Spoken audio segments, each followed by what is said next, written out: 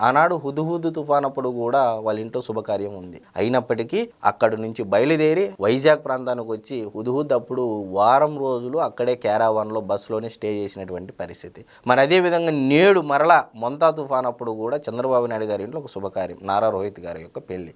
అయినప్పటికీ మళ్ళీ ఆర్టీజీఎస్లో కూర్చొని సమీక్ష చేసిన తర్వాత అంత పరిస్థితులు చక్కదిద్దిన తర్వాత వెంబడే మళ్ళా ఏరియల్ సర్వే కోసము ఆయన హెలికాప్టర్లో బయలుదేరి ఎంత నష్టం వచ్చిందని చెప్పేసి ఒక ప్రాథమిక అంచనా వేసి కేంద్రానికి కూడా పంపించడం జరిగింది నివేదిక.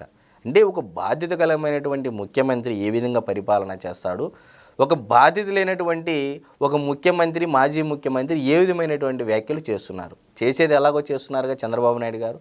అభినందించాల్సింది పోయి, పొగడాల్సింది పోయి, శాలువా కప్పాల్సింది పోయి, ఏంది ఈ మాటలు అని చెప్పేసి ఈరోజు వైజాగ్ ప్రాంత వాసులు అక్కడ ఆ తుఫాను బాధిత ప్రాంతాల్లో ప్రజలు జగన్మోహన్ రెడ్డి గారిని అనుకొని నవ్వుకునేటువంటి పరిస్థితి నెలకొంది.